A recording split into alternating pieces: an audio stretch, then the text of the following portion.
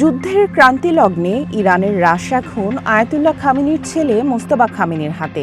এক সপ্তাহেরও বেশি সময় ধরে চলে আসা জল্পনা কল্পনার অবসান ঘটিয়ে অবশেষে রবিবার রাতে নতুন সর্বোচ্চ নেতা হিসেবে মোস্তফা খামেনির নাম ঘোষণা করে ইরান।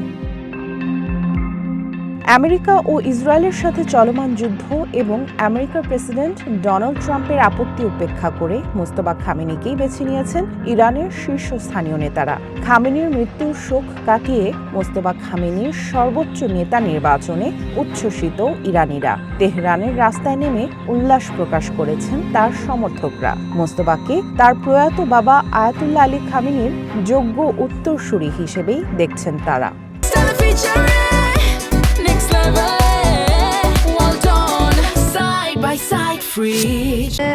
আমি মাত্রই খবর পেলাম যে তাকে সর্বোচ্চ নেতা হিসেবে বেছে নেওয়া হয়েছে। এই খবর শুনে খুশি হয়েছি। আমার বিশ্বাস এই শিয়া উম্মাহ বা মুসলিম জাতির নেতৃত্ব দেওয়ার জন্য তার চেয়ে যোগ্য আর কেউ হতেই পারে না। এটি আমাদের জন্য আনন্দের মুহূর্ত। আমরা বুঝতে পারছি না যে প্রিয় নেতার মৃত্যুতে শোক পালন করব নাকি নতুন নেতা পাওয়ার আনন্দে উৎসব করব। মোস্তফা দেখতে এবং আচরণে ঠিক তার বাবার মতোই। সব প্রার্থীর মধ্যে তিনিই সবচেয়ে যোগ্য এবং তার বাবার আদর্শের প্রতি সবচেয়ে অনুগত।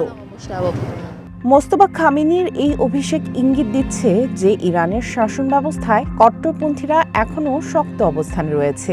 বিশেষ করে মোস্তফাকে নিয়ে ট্রাম্প আপত্তি জানানোর পরও তাকে ক্ষমতায় বসানো তেহরানের একটি কৌশলগত চাল হিসেবেই দেখা হচ্ছে। সামিয়া জান্নাহ, ওয়ান ইন্টারন্যাশনাল ডেস্ক।